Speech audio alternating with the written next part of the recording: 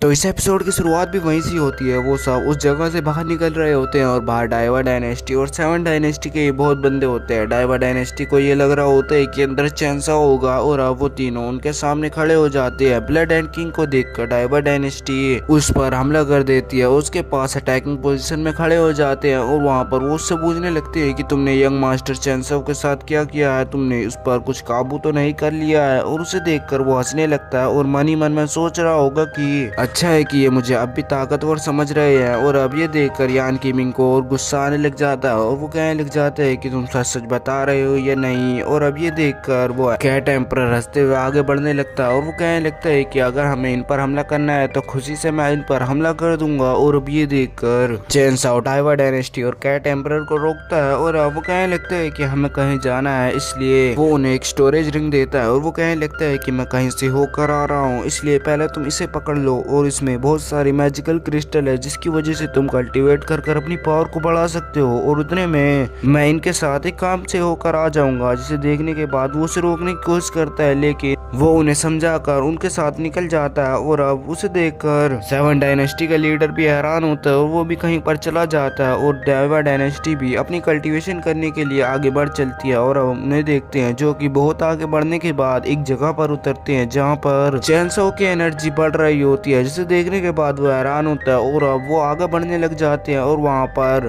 Blood and king के अंदर से ही बहुत सारी एनर्जी निकलने लग जाती है। जिसे देखने के बाद वो हैरान होने लग जाते हैं और अब ब्लड एंड किंग हैरान होते हुए कहने लगता है कि क्या मैं ब्रेक थ्रू करना चाहता हूँ। और अब वो अपना ब्रेक थ्रू भी कर लेता है। जिसे देखने के बाद वो हैरानी से अपनी नई पावर को महसूस कर रहा होता है जिसकी वजह से उसकी आंखें रेड होने लग जाती है और वो कहने लगता है कि अच्छा है कि मैं वो वैंग लेवल की मिडिल स्टेज पर पहुंच गया हूँ। और अब उसे देखने के बाद चैंसो को कुछ अजीब लग रहा होता है कि वो कुछ उल्टी सीधी हरकत करने वाला है। और अब ये देखने के बाद वो कैट एम्परर कहने लगता है कि लड़के अब तुमने ब्रेक थ्रू कर ही लिया होगा तो अभी हमें चलना चाहिए, हमें टाइम वेस्ट नहीं करना चाहिए। जिसे देखने के बाद वो उस पर चिल्लाते हुए कहने लगता है कि तुम दोनों की मेरे सामने बोलने की हिम्मत कैसे हुई। और अब ये देखने के बाद कैट एम्परर को गुस्सा आने लग जाता है और वो उस पर हमला करने के लिए आगे बढ़ चलता है। जिसे देखने के बाद वो उस पर एक ब्लड हैंड फॉर्मेशन को फेंक कर मारता है जिसको वो बड़ी आसानी से तोड़ देता है और उस पर हमला करने के लिए आगे बढ़ चलता है। और अब वो उस पर इधर उधर से हमला कर रहा होता है जिसको वो रोक भी नहीं पा रहा होता है और वो दूर जाकर गिरता है। और अब ब्लड हैंड किंग बहुत हैरान हो रहा होता है और वो सीधे से खड़ा भी नहीं हो पा रहा होता है और उसके मुंह से खून निकलने लग जाता है और वो कहने लगता है कि इस बिल्ली में इतनी पावर कहाँ से आ गई। और अब उसे देखने के बाद वो कैट एम्परर हंसने लगता है और वो कहने लगता है कि अच्छा है कि एम्परर मिडिल स्टेज वू वैंग लेवल को भी आसानी से संभाल सकता है। और अब वो उसे हवा में उड़ाकर इधर उधर से हमला करने लग जाता है जिसकी वजह से उसकी हालत बहुत ज्यादा खराब होने लग जाती है। जिसे देखने के बाद चैंसो सोचने लगता है कि अब ये मारा जाएगा तो वो उस कैट एम्परर से कहने लगता है कि अगर ये फिर से तुम पर हमला करे तो तुम इसे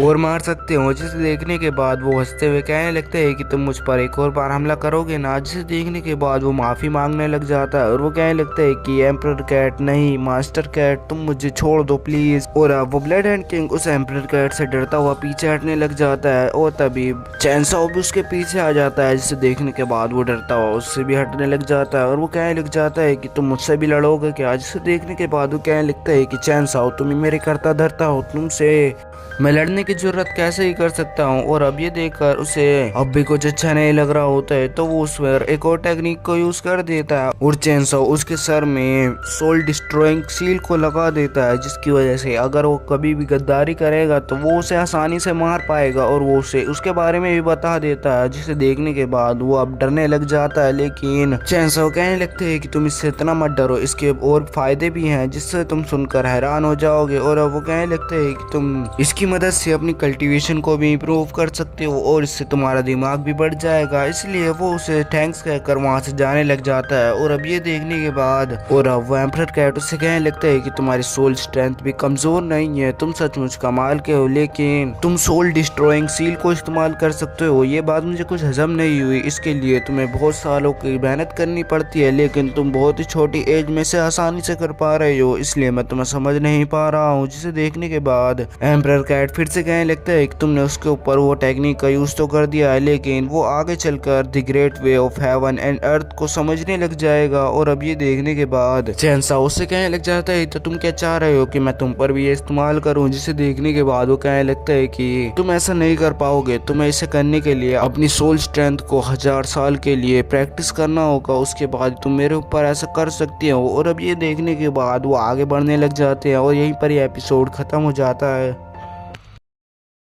君の虜になってしまえばきっとこの夏は充実するのもっと噂のドリーミング忘れないででも気持ちは伝えてしまえばいつかその夢は覚めてしまうだろうな青い影が揺れる街角君の虜になって